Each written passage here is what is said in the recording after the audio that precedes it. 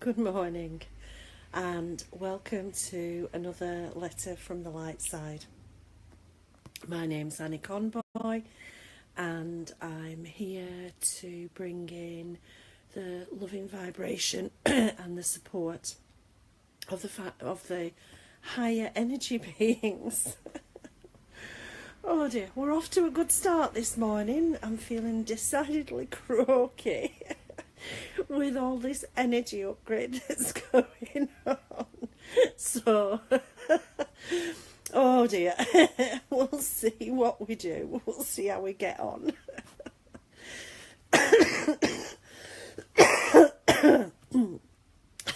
Hiya, Marie. I hope you're okay this morning, darling. Anyway, let's crack on before I completely collapse. It's been an interesting week, a very interesting week.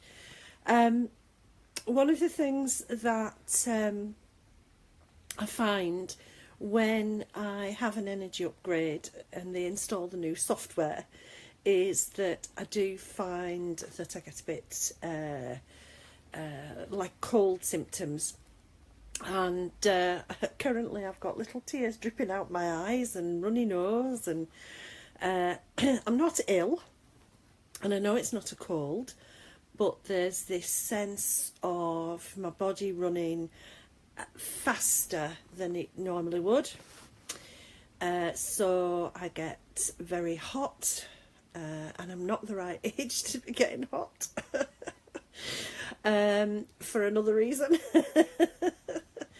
And also that the aches and pains of past lives and stuck energy come closer to the surface, so that it's a reminder of what is still stuck.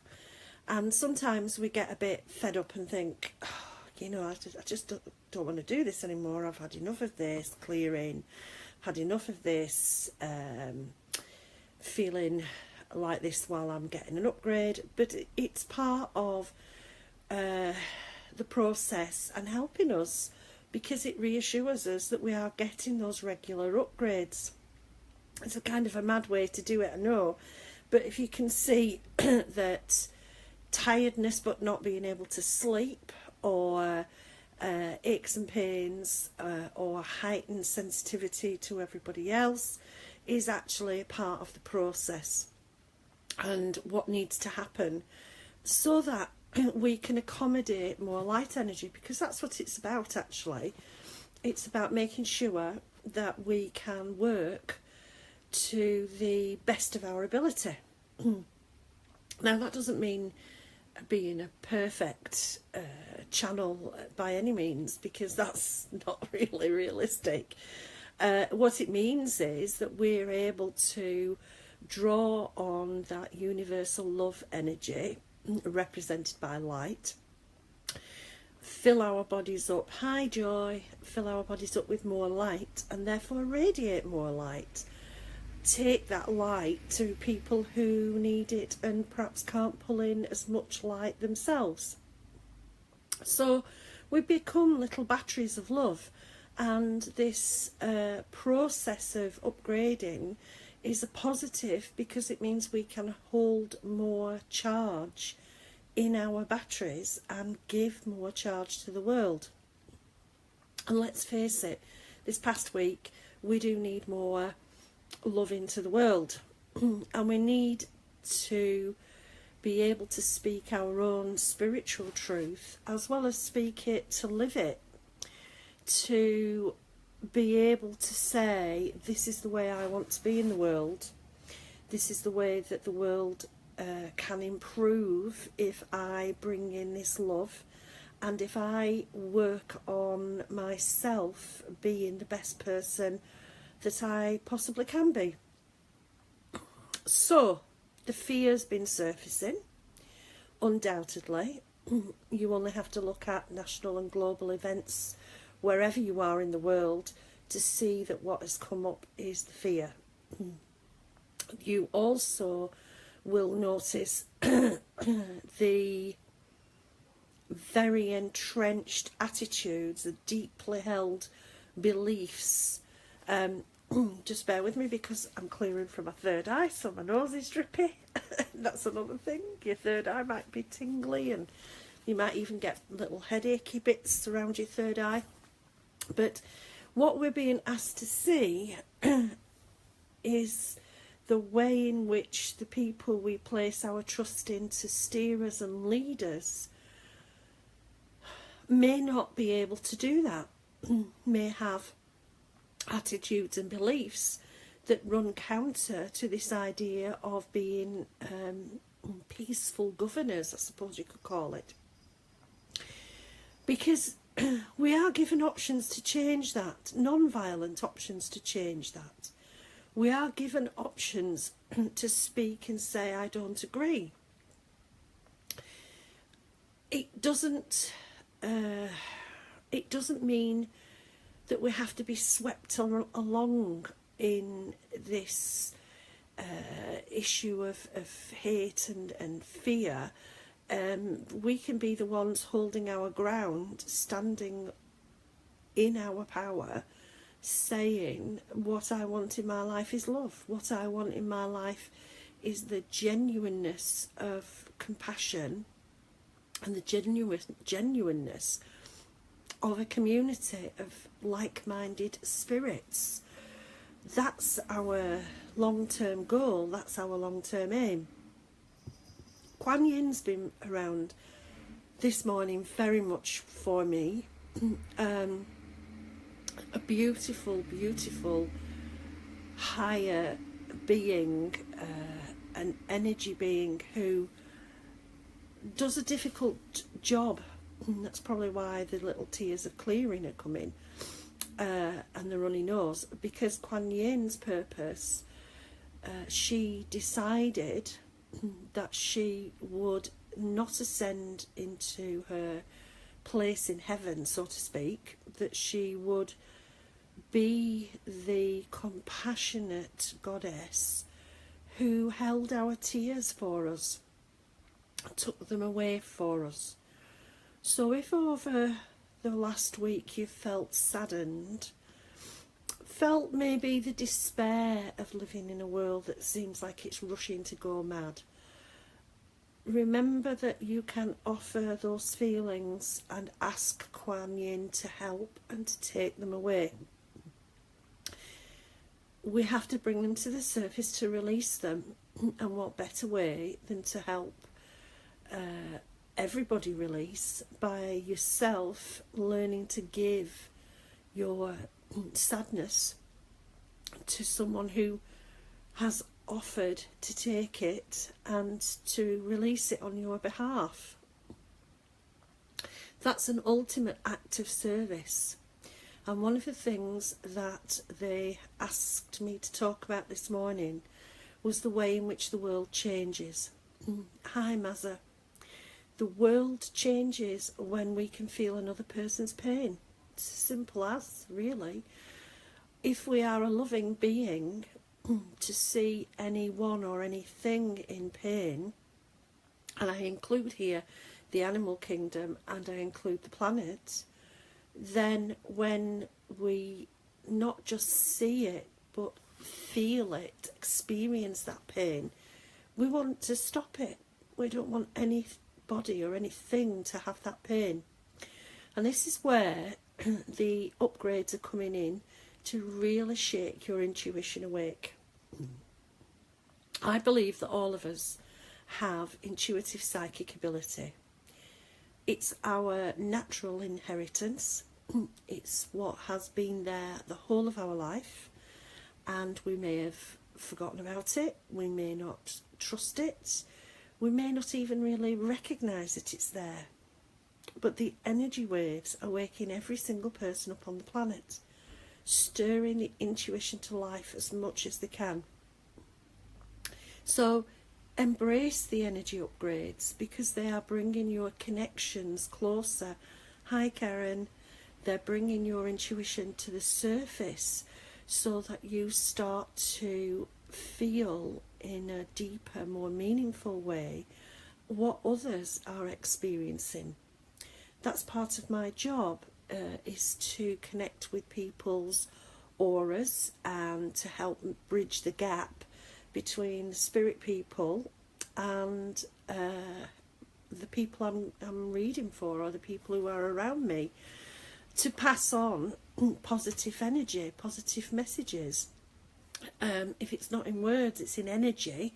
I'm sending healing energy, loving energy towards everybody that I connect with.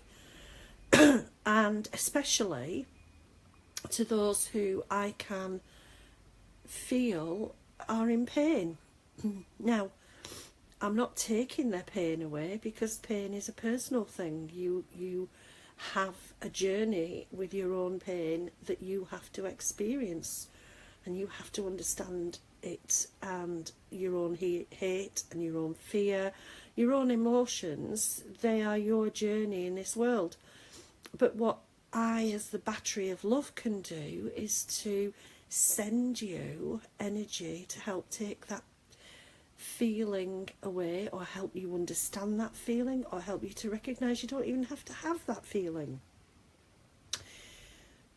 That's the way that we are progressing. We are going to open up to feeling other people's pain and recognising that the way to deal with it is to be loving towards each other.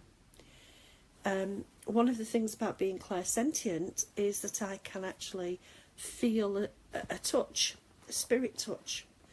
I can feel their emotions, and I can feel anything, you know, just like I can feel on a human level with my own feelings and my own bodily sensations.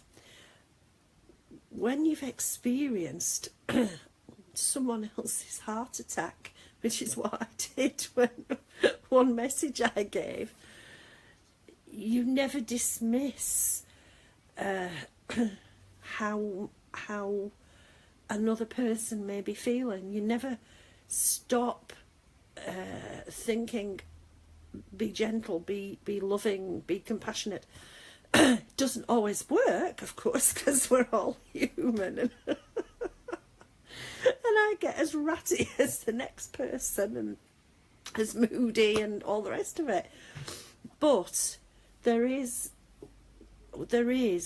a difference when you know what someone is feeling like, because you are feeling it too, and you are much more mindful about how you go about what you do in respect of other people, in respect of animals and the animal kingdom, in respect of the planet.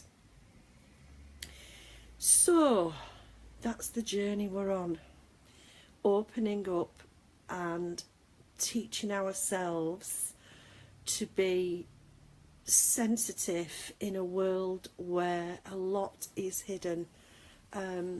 That's part of why it needs to surface, really, because it's hidden. And when it's hidden, if we don't know it's there, or we don't look for it to be there, then we don't do anything about it. So to make change and to be change, we have to start with ourselves, because we know that the more love we radiate, the more the world can change, because others will get on board with their psychic ability and their intuition. And not necessarily everybody will want to talk to spirits or talk to energy beings or acknowledge that they're there or they exist. It doesn't really matter.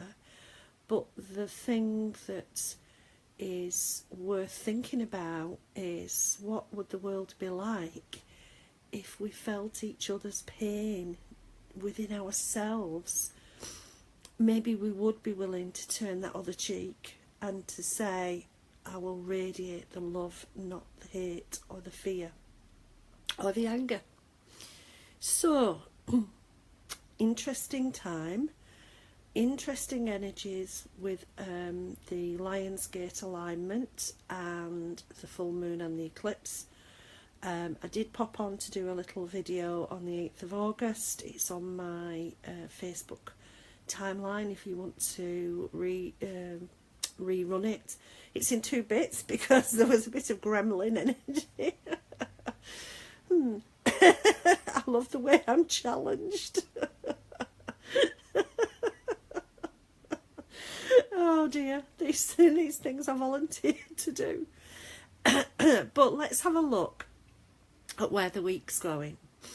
Let's have a look at the energy of the next week. I've always known August is the month of dedication, confirming that you will do all that you can, that you will work to the best of your abilities. In effect, putting your money where your mouth is. If you say that you want to be more loving, then being more loving to yourself and to the rest of the world. If you say you want to express your creativity through art or writing, then it's not just saying, it's about doing. Hello, Nicola. If you say that you want to help other people, then it's actually doing the things that are spiritually helpful, not necessarily what you think is helpful. And that's another issue that the lovely energy of Kuan Yin is bringing in. We have to determine what is the spiritually helpful thing to do, rather than what we may think we ought to do. There is always a battle with the ego mind. It thinks it's in charge, and the spirit is trying very hard to say, no, this is the way to go, this is the way to go, this is the way to go. And the ego mind is going, oh, but if, oh, but what, oh, but how. And we have, sometimes you could describe it as a monkey on your shoulder, this negative ninny voice. And it gets more complicated when we step outside and think what we're going to do for others. It's bad enough when we're trying to work out what's the best thing to do for ourselves, but it certainly becomes much more challenging when we look at what we're going to do for others. Because one of the things that drives all of us, I am certain drives all of us, is the desire to connect, to help, and to be a community. It's the loss of connection, the absence of connection, that drives us to the fear, the hate, the anger, the distress, the sadness. We are beings who need to connect. And in looking at how we connect, sometimes we make the judgment that we know best. We make the judgment that what we are going to do for someone is absolutely the thing that they need, and we don't often step back and go, well, is it their need or is it my need? Am I dealing with my feelings or am I dealing with their feelings? Does it make me feel better somehow to do this action because it's bolstering my own lack of worth? It's a little bit like the surgeon who is given the ability, in a sense, to play God, because that surgeon can perform a life-saving operation. But that surgeon has to learn that sometimes people just die anyway. It's not what that surgeon can do. It's how that person, what that person is on a journey to. And sometimes surgeons learn with the best of intentions that things go wrong. And if the patient doesn't die, the patient may be left in a very bad way that they wouldn't have been in had they not had the surgery. It's a horrible lesson to have to learn, but it's a true lesson. What we think, even what we say we feel, is the right answer, the right solution for someone else, can turn out to be completely not the right thing. And we have to help ourselves in our sensitivity to other people's feelings and other people's pains, to make sure that when we are acting in a spiritual way, that we are allowing for a pure spiritual expression, a pure reflection of the love we feel, not that sense of we have to get back something that tells us how good we are. I hope that makes sense, because it's an important step in dedication. This coming week is about getting experienced at determining what is the right spiritual action, what is the way to do something for the greater good, not for my good or your good, but for the greatest good of all. Because until we start to act like a community that thinks about what is the best for everybody, then we'll continue to be a community that is at war within itself. It's going to start by opportunities to decide what is the best action for you. So expect this week some distinct situations where what you have to do is make a choice. What is the best for me to do?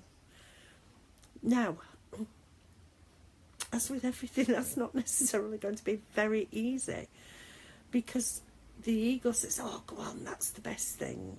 Tell that little white lie. Say it's this. Make up that story. Just pretend you're busy. Just ignore what you're being asked to do. The ego mind will drive us to do things that aren't necessarily right for us, because it keeps us in a cycle of not loving ourselves enough. Keeps us in the fear. And the ego mind's happy for us to be in the fear, because then we stay in our little box, we don't get out of it, and we don't take those baby steps for exploring all of our abilities. So be very aware of that little voice that's kind of prompting you to do things that are not in alignment with what you truly feel. It's like lies. We think that we're doing the right thing. I don't go shopping with anybody anymore, because not because I don't want to, but I certainly don't go clothes shopping, because if somebody says to me, does this look good on me, what do? Do I say yes and let them look a fright? Do I say no, it doesn't suit you, and then risk that they're upset because they really, really like it and they're wanting a yes? Do I say you'll have to make your mind up yourself? What's the best solution there? And the temptation with us is often say, oh yeah, you look great, you look fabulous, and then try to retract it a little bit by going, but this is nice, why don't you try this one on? And it's not helpful, because it's not loving, it's not honouring what you really think, it's not honouring them because they've taken you, or they're with you because they know you're an honest person. And it may result in them buying something, spending some money, buying something that actually sits in a cupboard or a wardrobe and is never worn. So that's just a tiny little example of what we're going to be experiencing over the next week. This sense of choice, about right action, about that intuition, that gut instinct that's saying, do this, say that, and the head voice that's going, well, that'll get you into this hot water, and that'll mean that, and trying to dissuade you from being completely in the spirit flow of what needs to be said and done. And that is really important. There are 2 days that are a bit tricky. Friday, tomorrow, is the winding down of some of this energy. So you might start to be able to sleep a bit better. You might find that you feel like, oh, that's past, that's good. Saturday is a day of recognition of this dedication, this challenge that you're in. So it might feel like a tough day where everything brings up this question: am I being true to me? Am I being true to my spirit and my desire to connect in the best possible way with others? So watch out for the volcanic energies and emotions. Don't be surprised if words fly out when you're thinking, oh, I didn't really mean to say it like that. You're human. You're allowed to express yourself. Be very aware of that. Sunday and Monday have a lot of calmness through them because you are processing what's happened. But when we get to Tuesday, I feel again that there is this strong set of circumstances that are going to pull you into: am I following my spiritual truth and loving myself and the other person enough? Or am I stepping back and acting through a little bit of fear of what it actually means to my life for me to be spiritually real? And that's the key, being spiritually real. My cat's decided to be spiritually real this morning. Wants to go out of the door and it's closed. And we have to come into expressing ourselves as we truly are, because then we know we can get on with the spiritual work that we're here to do, that battery of love that we are can radiate stronger, more powerfully, and through a clearer vision what we want for our world. Wednesday, you may find yourself feeling like you have to say a few sorries. That's always a hard time. But what I want to ask you to do before you launch into an automatic sorry is examine why you feel guilty about being who you are. Sometimes our sorries aren't about that we regret what we've done, because we would probably do it again. They're about feeling guilty. And when you work from your intuitive sense and your spiritual mission, you cannot be guilty about doing what you meant to do. But you have to be clear that you are taking the right spiritual action. It's putting thought and feeling before action in a positive way, so that whatever action you take is arrived at by the best, highest, most loving intentions. And if you're doing that, even if it doesn't appear to turn out right on the surface, underneath you are demonstrating the love that is the key to spirituality, the love for yourself and the love for others, and that love being in balance. Not necessarily a week of balance. I wish I could say it was, but I do want to encourage you that whatever is happening in the political sphere, please stay calm, grounded and loving. Don't get pulled in by all the rhetoric or the talk. Don't get pulled in to that fear zone, because that's where the connection gets lost. If you stay in the love within you and the connection within you, you will know, because you will feel that it will all work out okay. Life will continue much as it always has. We are having to change some structures and some values and some beliefs. So they have to be at the surface for us to say, I don't want that, I don't believe that, I won't live like that. That's what we're doing. And we're well on the way. And very soon we are going to be picking up the service to others and ourselves that is our spiritual mission. So look after yourselves, love yourself, take time for yourself in the next week, and remember the journey has lumps and bumps in it, and we might zoom off in the wrong directions, but the journey continues.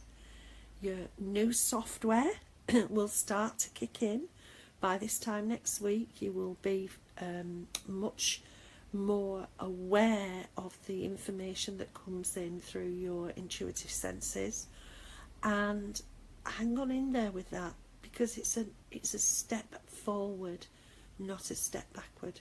So don't fear the changes that are happening to you and in you. Love them. Love them for what they are making for you, and that's a new life, a positive life. Once again, thank you for listening. You can find my daily blogs at www.annieconboy.net. I say every day about things that are going on energetically, things that are coming up. So if you want to check in any day, what the heck's happening, have a look at my blog. You'll usually find something, clue in there. Please share the video if you found it helpful. Please also comment. I love comments. And I do also have a monthly Letters from the Light Side newsletter, which gives the theme of the month and some of the things that can help you to stay steady in the month. That's available by subscription. It's easy to subscribe. 12 months costs 30 UK pounds, and you simply go to paypal.me.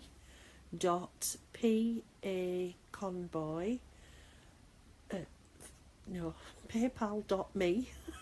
See, I'm lost. paypal.me/PA/Conboy/30. Oh, I think it's time I went and got a cuppa. Have a lovely week, everybody. Ride through it as best you can with very much love, and I will speak to you next week. Thank you, Sylvia. Goodbye, folks.